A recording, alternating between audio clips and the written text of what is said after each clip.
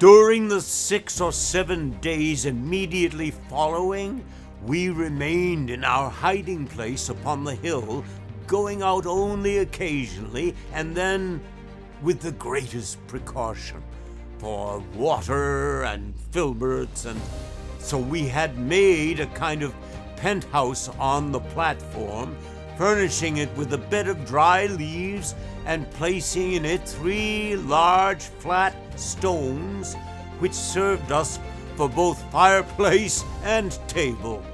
We kindled a fire without difficulty by rubbing 2 pieces of dry wood together, the one soft, the other hard.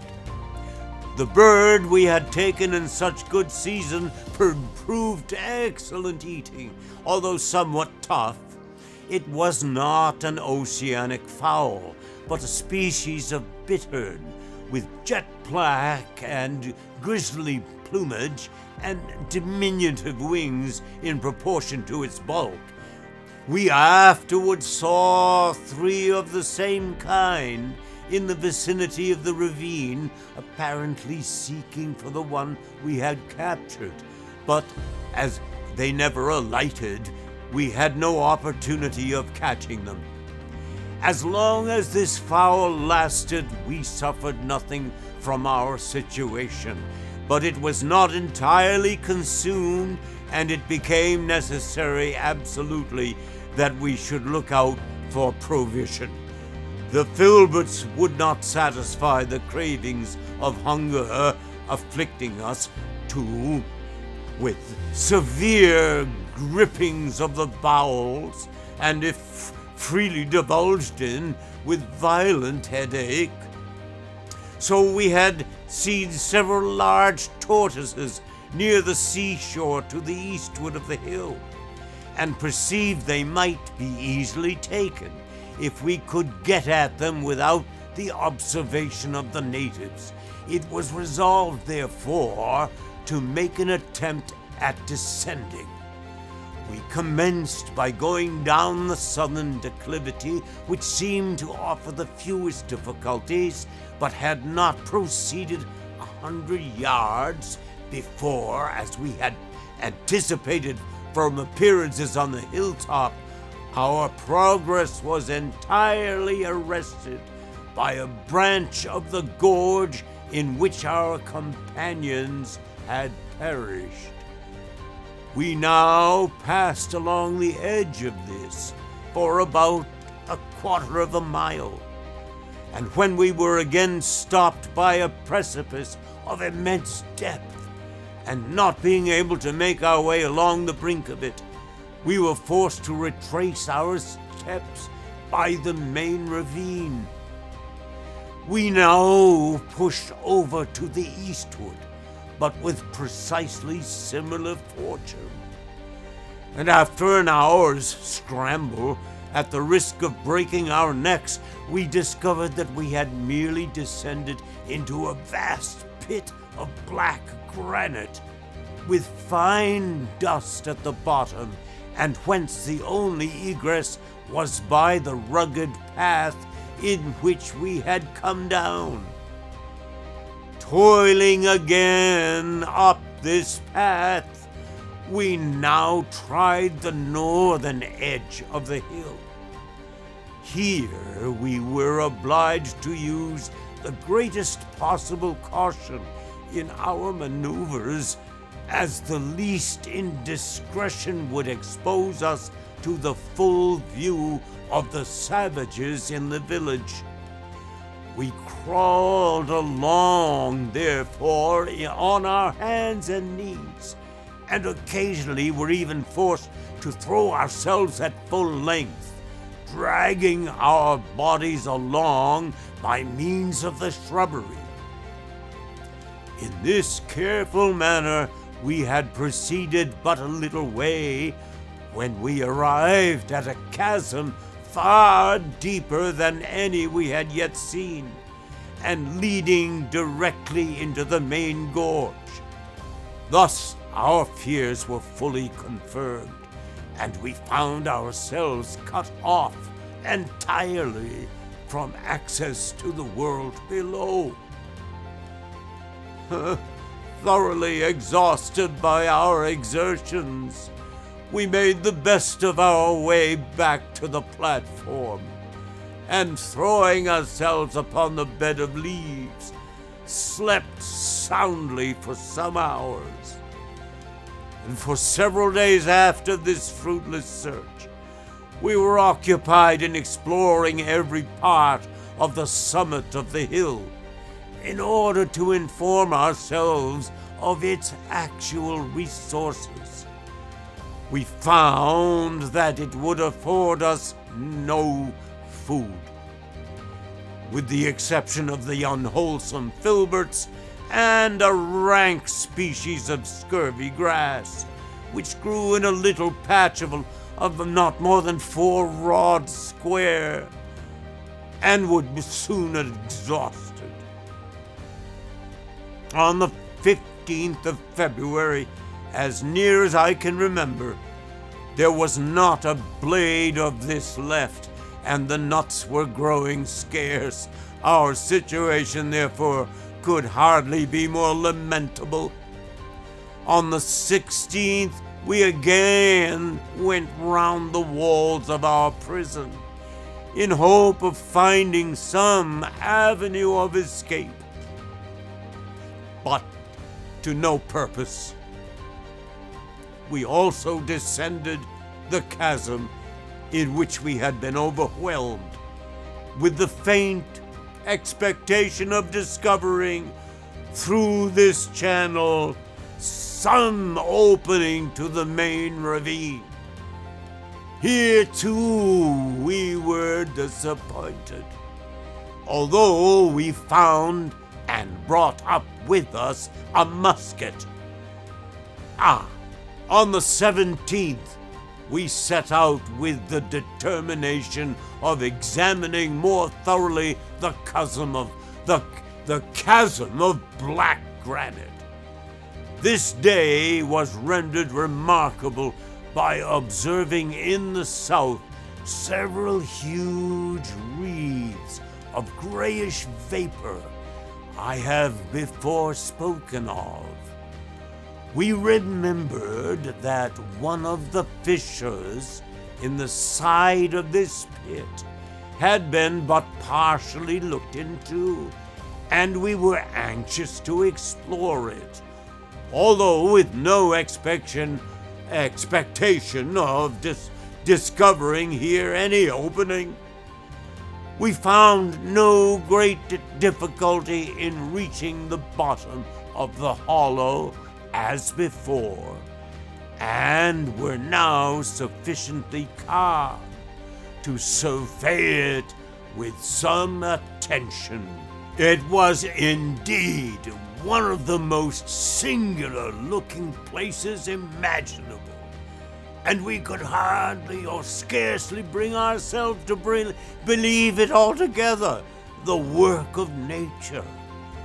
The pit, from its eastern to its western extremity, was about 500 yards in length, when all its windings were threaded, and the distance from east to west in a straight line, not being more, I should suppose, having no means of accurate examination, than 40 or 50 yards.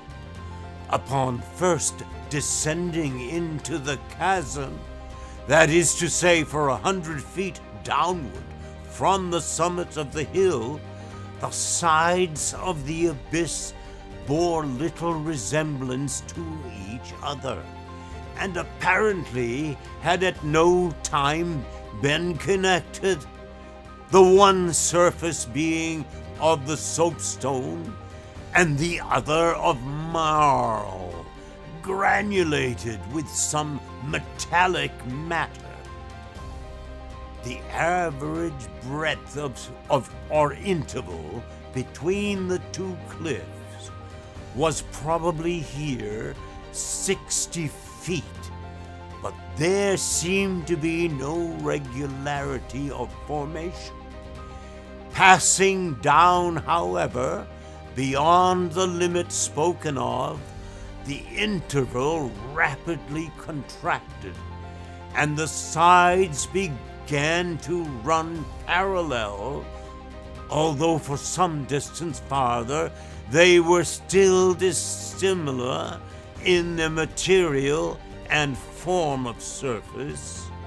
But upon arriving within 50 feet of the bottom, a perfect regularity commenced.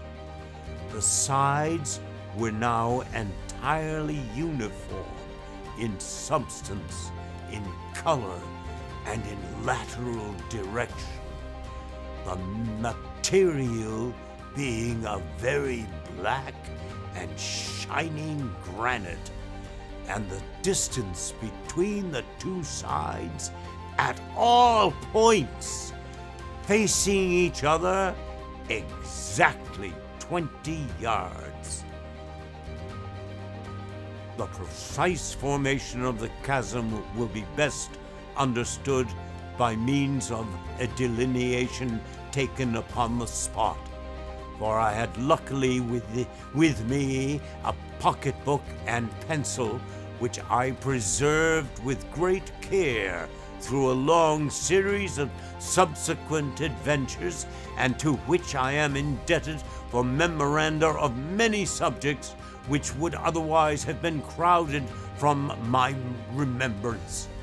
This figure gives the general outlines of the chasm, without the minor cavities in the sides, of which there were several, each cavity having a corresponding protuberance opposite. The bottom of the gulf was covered to the depth of 3 or 4 inches with a powder almost impalpable, beneath which we found a continuation of the black granite. To the right, at the lower extremity, will be noticed the appearance of a small opening. This is the fissure alluded to above, and to examine which more minutely than any before was the object of our second visit. We now pushed into it with vigor, cutting away a quantity of brambles which impeded us, and removing a vast heap of sharp flints, somewhat resembling arrowheads in shape. We were encouraged to preserve and persevere, however, by perceiving some little light proceeding from the further end. We at length squeezed our way for about 30 feet, and found that the aperture was a low and regularly formed arch, having a bottom of the same impalpable powder as that in the main chasm. A strong light now broke upon us, and turning a short bend, we found ourselves in another lofty chamber, similar to the one we had left in every respect, but longitudinal. The total length of this chasm, commencing at the opening and proceeding round the curve to the extremity, we discovered a small aperture similar to the one through which we had issued from the other chasm, and this was choked up in the same manner with brambles and a quantity of the white arrowhead flints. We forced our way through it, finding it about 40 feet long, and emerged into a third chasm. This, too, was precisely like the first, except in its longitudinal shape. We found the entire length of the third chasm, 320 yards, and at the point an opening about 6 feet wide and extending 15 feet into the rock, where it terminated in a bed of marl, there being no other chasm beyond, as we had expected. We were about leaving this fissure, into which very little light was admitted, when Peters called my attention to a range of singular-looking indentures in the surface of the marl, forming the termination of the cul-de-sac, with a very slight exertion of the imagination.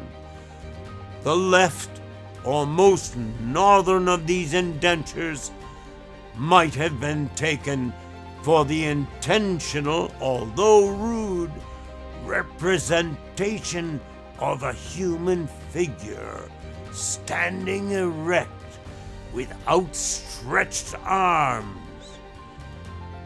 The rest of them bore also some little resemblance to alphabetical characters, and Peters was willing, at all events, to adopt the idle opinion that they were really such.